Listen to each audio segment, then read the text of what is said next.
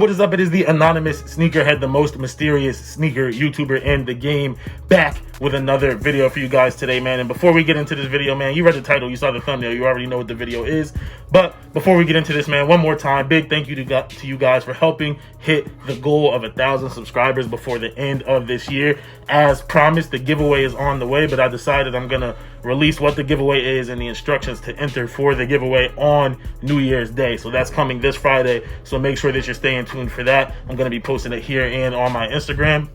For those of you that are new here, make sure that you go ahead and hit the subscribe button, join the anonymous sneakerhead family, join the channel, man. You will still have an opportunity to win the giveaway as well. Also, make sure to take the time to smash that like button. Really helps with the algorithms, helps bring more people to the channel. All of that fun stuff, man. Brings more people to the channel, more people can see the videos, can help us grow, help us get the name around. And then last but not least, make sure you follow the Instagram at anonymous sneakerhead. You get a lot of information up there first, polls, stories, questions, all of that, and you would have already seen me post about these. Now, it was weird when they came in from the Nike sneakers app because I thought they finally got over the just rob me tape on the box, but I guess not, because it did come with it, as you would have seen if you follow me on Instagram and looked at my story. But you guys already know what this is. Let's get into it. We got the 3/4 gray box, the 1/4 black. We got the Air Max white to green on the top, and then on the back we got the same thing. I think this looks absolutely fire, honestly. I really like how this looks. And then we do have the writing right here telling us more about the Air Max 95. I'm gonna hold it right here for a second so you guys can pause it if you want to read it. Now let's read the box tag, man. Oh, wrong side of the box. Here we go. We have an Air Max 95 OG. We already knew that, and the colorway here is black, neon yellow. Interesting that it's neon yellow, not neon green or Volt, but it is neon yellow and light graphite. And the retail on these is $170. Let's see what we got in the box. We open it up right here, and then you could see it, the left shoe. Now, this is all I've done with the shoe so far. I haven't even touched it. I did take the picture for Instagram, but now this is my first time handling these. I'm gonna get the right shoe because it's easier for the video. Okay, we got some arch supports, and here we go. The Nike Air Max 95 OG Volt.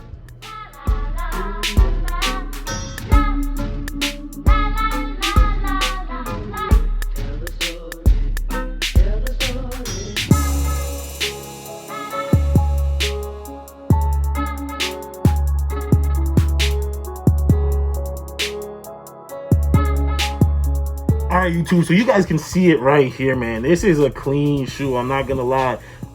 This is the first Air Max 95 that I've ever owned. I've never been a huge fan of the outsole of the 95. I really like the upper, but I would love an Air Max 95 upper on a 97 midsole, similar to what they did with the Sean Witherspoon 97 upper and the one bottom. Or there actually is a bunch, I don't know if you guys know this, but there are a bunch of 90/1s, which is an Air Max 1 on an Air Max 90 midsole. I think it would be cooler if they did a 95/97, but these are dope, man. It's the OG colorway. I had to go get them.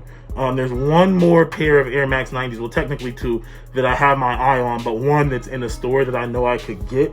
And the quality on these right here feels really good. This suede that's going all the way around actually feels really, really good. Let's just look at the details of the shoe, man. So going back, I did some research on the shoe. Like I said, it's my first time owning an Air Max 95, and apparently these were designed to replicate human muscle fiber, which is why you kind of it looks like a strong shoe. It looks diesel. It looks like it could endure a lot. And it's crazy that this was a running shoe because it's pretty thick. Now, it's not as heavy as I thought it would be, but it is a pretty thick running shoe compared to what we have. And this is only this was 1995, so only 25 years later. It's crazy to see how far technology has come. But yeah, man, let's look at this more. So we do have a nice thick midsole. We got the air in the back, and this is the first time that a shoe showed air in the forefoot. And we also have all of the measurements of the air on the bottom of the shoe. Here it is, so you can see it. We have I gotta hold it so I can see it in the light, the PSI measurements, 20 PSI in the front bubble, 25 PSI in the bubbles right here, or in the mid bubbles, and then 5 PSI, I guess, in the back bubble, which is pretty cool. And PSI stands for pounds per square inch. Now we also have our waffle pattern on the forefoot, which is pretty cool right here. You can see the lugs, and once again, they're really thick. So this is gonna be a durable shoe, which I'm excited for. Really easy to wear these colors. It's mostly a gray shoe. It hits a volt.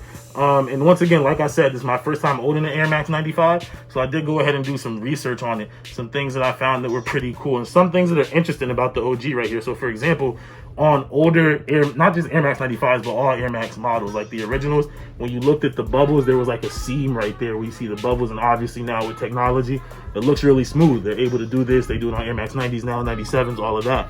However, for whatever reason, on the forefoot bubbles, we still get the seam there, which is pretty interesting, at least to me. Nothing special on the insole. We just have a white insole with a black Nike Air, Nike Air Max. I'm not sure if you guys can see that or not. Not missing out on anything if you can't. But laces right here, and the little lace shroud that goes over it is 3M reflective, as well as what's on the back here. And what's really cool about that to me is how well, now that I'm seeing these in hand and I have the opportunity to do the comparison, let me grab this one, how well they did at replicating this sneaker on a Jordan 4. It's really, really cool. They got the same gradient going up, the same subtle hits of volt, the reflective laces, reflective heel. I'm gonna do a full comparison video on that maybe a couple days down the line. But yo, I'm super excited, super excited to have these in hand. You guys know I'm a sneaker historian, sneaker collector. Picked up the Air Max 90 Infrared, the first ever Air Max 90 colorway, and the spruce greens are supposed to be coming out sometime in 2021. And I may have to pick up those Air Max 90s, but that's another story for another day. But I'm super excited, like I said, to have one of these OGs in the collection, man. This is up there with, like I said, the infrared Air Max 90, and to me it's up there with like any other OG. Like I have the Fire Red 5s.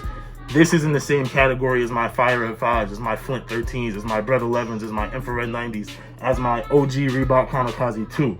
You know what I mean? I really like, I love shoes for the models and how they look, but I also like having the first version of them that existed, which is why I was super excited to get these, man. Let me know if you guys pick these up. What do you think about the Air Max 95? What is your favorite Air Max model? To me, it's not the 95. I'm not gonna lie, just because I'm making this video. You're gonna see some sneaker YouTubers where every single Air Max shoe they pick up, this is my favorite Air Max silhouette. No, my favorite Air Max silhouette is the Air Max 1, then it's the Air Max 90, and then everything else is just together. For me, that's me.